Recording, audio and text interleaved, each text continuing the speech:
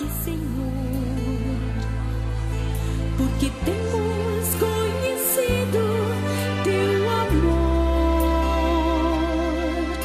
Trazemos em nossos lábios um novo cântico em teu louvor, pois tua glória tem enchido este lugar. Todos juntos estamos reunidos.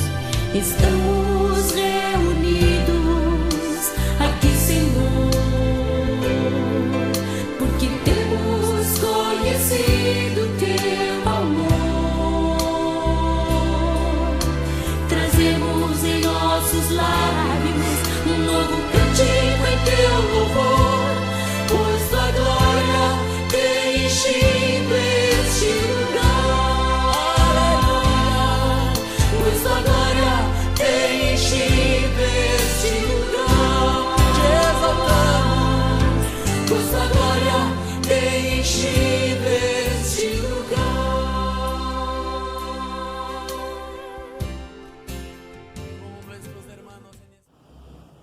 Olá, meus amados irmãos, graça e paz da parte de Deus, o nosso Pai, e do nosso Senhor e Salvador Jesus Cristo. Vamos refletir, meus irmãos, na palavra do Senhor. Eu convido os irmãos a refletirmos no Salmo de número 1, onde nós vamos ver sobre 3 tipos de pessoas. 3 tipos de pessoas que nós encontramos aí no Salmo 1. Então vamos primeiramente ler o texto. Os irmãos podem acompanhar olhando na sua Bíblia ou então até na mente, porque os irmãos conhecem bem esse texto, né? Diz assim: bem-aventurado é o varão que não anda segundo o conselho dos ímpios, não se detém no caminho dos pecadores, nem se assenta na roda dos escarnecedores. Antes, tem o seu prazer na lei do Senhor, e na sua lei medita de dia e de noite, pois ele será como a árvore plantada junto a ribeiros de águas, a qual dá o seu fruto na estação própria, e cujas folhas não caem, e tudo quanto fizer prosperará. Não são assim os ímpios, mas são como a moinha que o vento espalha. Pelo que os ímpios não subsistirão no juízo, nem os pecadores na congregação dos justos, porque o Senhor conhece o caminho dos justos, mas o caminho dos ímpios perecerá. Segundo os estudiosos, meus irmãos, os salmos podem ser classificados em pelo menos 17 tipos, sendo um deles os salmos de sabedoria. Os salmos que contêm orientações de sabedoria para nós. E o Salmo 1 está incluído nesse tipo, é um salmo de sabedoria. E, meus irmãos, quando a gente lê este salmo, fica muito claro e evidente para nós que ele trata do justo e do ímpio, fazendo um contraste entre os dois. O justo não anda segundo o conselho dos ímpios, não se detém no caminho dos pecadores, não se assenta na roda dos escarnecedores. O justo tem prazer na lei do Senhor, e nessa lei ele medita de dia e de noite. Já o ímpio é o contrário de tudo isso. E é interessante aí no Salmo que até no dia do juízo há contraste entre o justo e o ímpio. O caminho do justo é conhecido, isto é discernido e apreciado pelo Senhor. Já o caminho dos ímpios perecerá. Então é muito claro e evidente essa mensagem do Salmo. No entanto, meus irmãos, nós também podemos olhar para esse Salmo, como fez o Warren Wiersbe, e direcionar a nossa mente para o pensamento de que há aí a representação de 3 tipos de pessoas em relação às bênçãos do Senhor. Quais são esses 3 tipos de pessoas que podem estar representadas aí? Primeiro, a pessoa que recebe uma bênção de Deus. Veja novamente aí os versos 1 e 2. Bem-aventurado o varão que não anda segundo o conselho dos ímpios, nem se detém no caminho dos pecadores, nem se assenta na roda dos escarnecedores. Antes, ou pelo contrário, tem o seu prazer na lei do Senhor, e na sua lei medita de dia e de noite. Eu destaco aí, meus irmãos, o termo bem-aventurado, que significa feliz. Por que ele é feliz? Ele é feliz porque ele é abençoado pelo Senhor. E é abençoado e feliz porque preenche os requisitos, entre aspas. E quais são esses requisitos? São os que estão aí apresentados nos Salmos, né? Ele não anda segundo o conselho dos ímpios, isto é, não adota para si os planos e nem o padrão de vida dos ímpios, daqueles que vivem na impiedade. Segundo, ele não se detém no caminho dos pecadores, isto é, ele não age como os pecadores, como os ímpios. Ele pode até ir, entre aspas, com o ímpio, caminhar com o ímpio até o ponto em que o ímpio entra no caminho da prática das suas impiedades. Mas a partir daí o seu caminho, o caminho do justo, é outro. Ele não se detém no caminho dos pecadores quando eles estão praticando os seus pecados.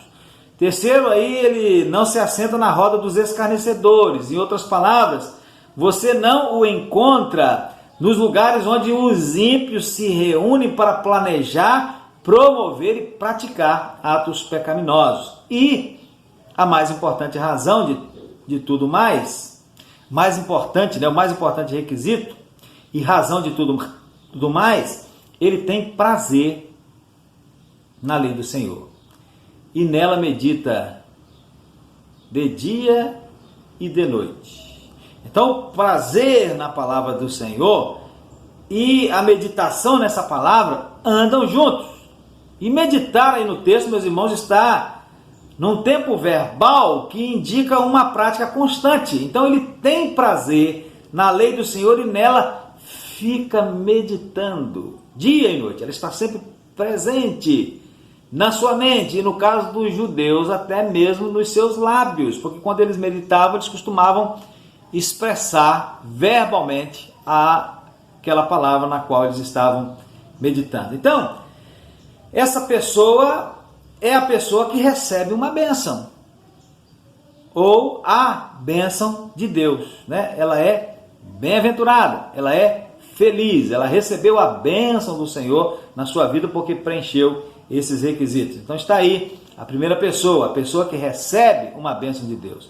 A segunda pessoa, meus irmãos, ou o segundo tipo de pessoa que nós podemos detectar aí no Salmo, é a pessoa que é uma bênção. Então, primeiro, a pessoa que recebe uma bênção ou a bênção do Senhor. E a segunda pessoa é a pessoa que é uma bênção. Veja aí, no verso de número 3, pois será como árvore plantada junto a ribeiros de águas, a qual dá o seu fruto na estação própria, cujas folhas não caem, e tudo quanto fizer prosperará.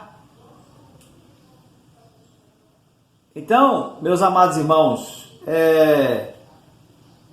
diz aí, né, que essa pessoa que recebe uma bênção de Deus, ela é como uma árvore plantada junto a ribeiros de águas. Dá o seu fruto na estação própria, tudo quanto faz, prospera. Então é a pessoa abençoada por Deus. Mas Deus, prestem bem atenção, irmãos, no raciocínio. Deus não nos abençoa para que nós retenhamos toda a bênção para nós. Não. Deus nos abençoa para que nós possamos abençoar os outros. Então, esse é o tipo de pessoa que é uma bênção. É a mesma que recebe a bênção de Deus. Mas aqui, além de receber a bênção de Deus, ela mesma é uma bênção de Deus para a vida de outras pessoas. Ser como uma árvore plantada junto a ribeiros de águas, meus amados irmãos, é obviamente ser abençoado por Deus, mas é também ser uma bênção para os outros. E a figura, entre aspas, é de fácil entendimento. Por exemplo, o fruto de uma árvore. O fruto de uma árvore é aproveitado pelas aves, pelos animaizinhos em geral e também por muitas pessoas, né? A gente passa debaixo de uma árvore frutífera, a gente vê os passarinhos comendo, a gente vê então os passarinhos sendo abençoados, outros animaizinhos sendo abençoados, por aquela manga, por exemplo, né? Que a mangueira produziu bastante. A gente vê frutos caídos no chão, que vão servir de adubo para a própria árvore, e a gente também pega e se alimenta, como se delicia, né? Então nós somos abençoados. Então o fruto de uma árvore é aproveitado por nós, né? Não só pela criação de uma forma geral. E segundo, a sombra de uma árvore da mesma forma. A árvore, dependendo da árvore, né? Uma árvore frondosa, ela produz uma sombra que é uma bênção, é gostoso a gente estar debaixo da sombra de uma árvore. Então assim é a pessoa que é abençoada por Deus, e Deus nos abençoa para sermos assim, para sermos uma bênção, né? Então está aí a pessoa que é uma bênção. Os irmãos podem ver um exemplo lá em 2 Coríntios capítulo 9, onde Paulo está falando de ofertar para ajudar outros crentes necessitados. Então tragam, pode ler lá, você pode ler na sua casa, 2 Coríntios 9, desde o capítulo 1, vai perceber que Paulo está falando para a igreja ofertar para ajudar outros crentes necessitados. E quando chega no verso 8, perceba aí no verso 8, Paulo vai falar de Deus nos abençoar abundantemente para que nós possamos superabundar em toda a boa obra. Agora, que boa obra é essa? Obviamente, a boa obra de abençoarmos outras pessoas através dos bens com que Deus nos abençoou.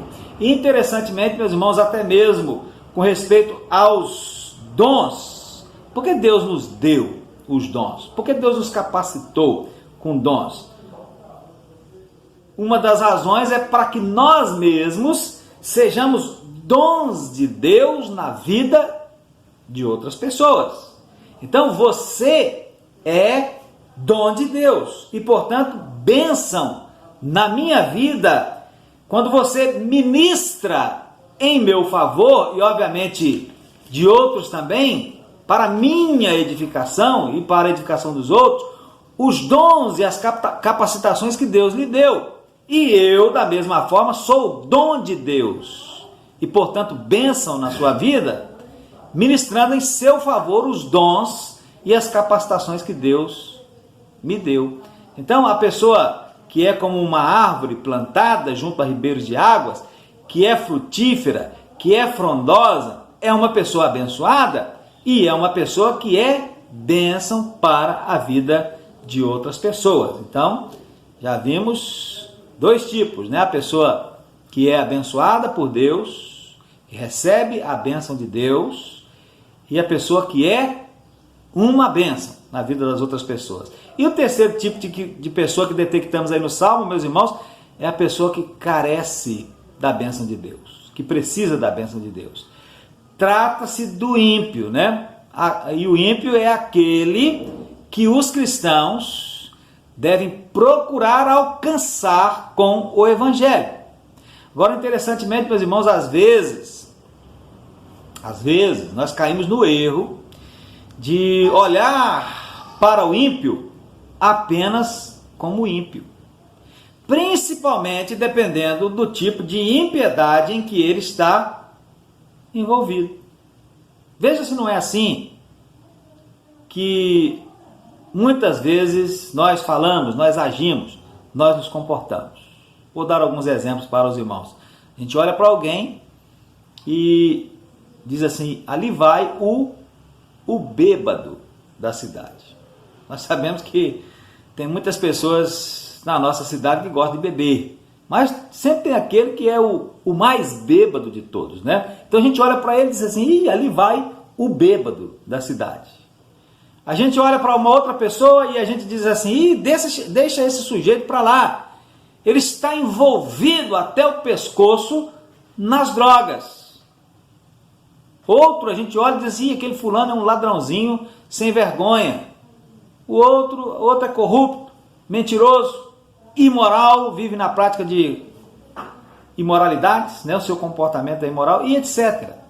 Agora, é claro, meus irmãos, que nós não vamos fechar os olhos completamente para essas realidades.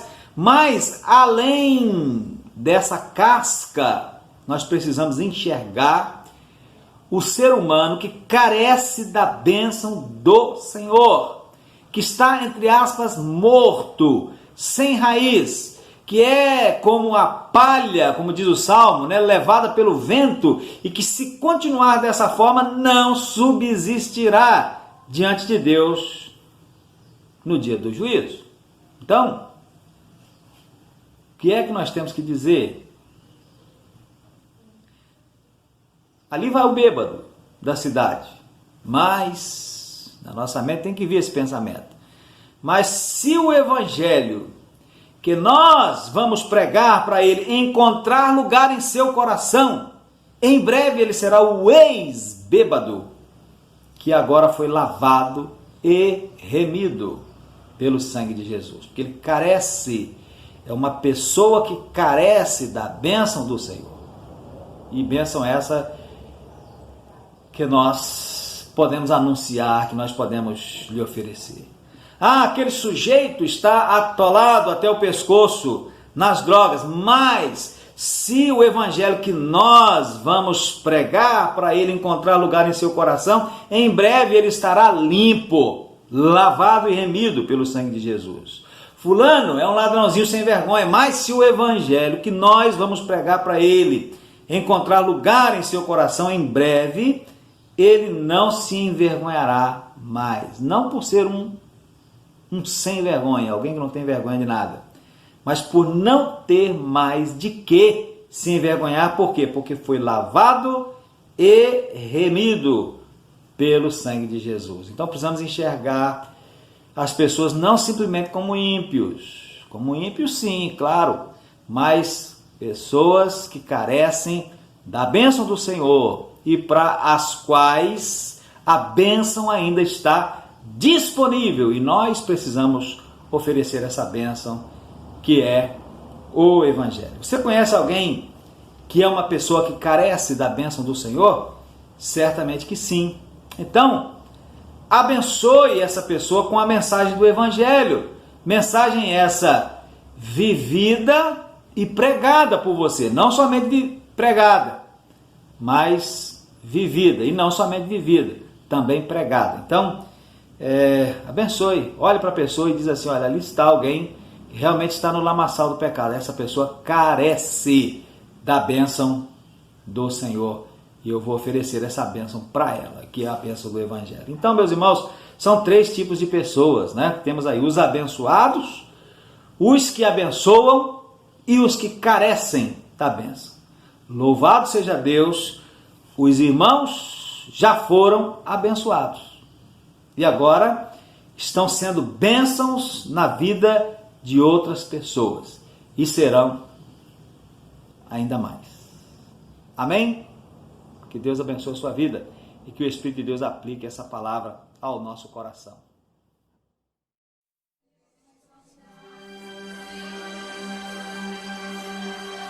Obrigado, Senhor, porque Tu estás restaurando a Tua igreja. Estás restaurando o nosso amor, nosso relacionamento contigo. Estás restaurando o amor dos irmãos uns com os outros, Senhor. E nós podemos nos reunir aqui em Teu nome para Te bendizer, para nos alegrarmos em Ti. E pedirmos, Senhor, que Tu estejas reunindo o Teu povo, reunindo a Tua igreja, quebrando as cadeias, quebrando os grilhões que nos separam como igreja, Senhor. Oh, aleluia! Estamos reunidos aqui, Senhor, porque temos conhecido Teu amor. Trazemos em nossos lábios um novo cântico em Teu louvor, pois Tua glória tem enchido este lugar. Todos juntos estamos reunidos. Estamos reunidos aqui, Senhor, porque temos conhecido Teu amor. Trazemos em nossos lábios um novo cântico em Teu louvor, pois Tua glória tem enchido este lugar. Pois Tua glória tem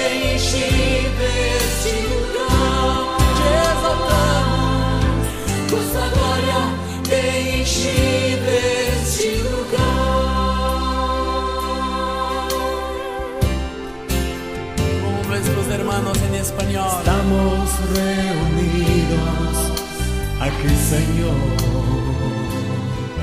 porque hemos conocido tu amor.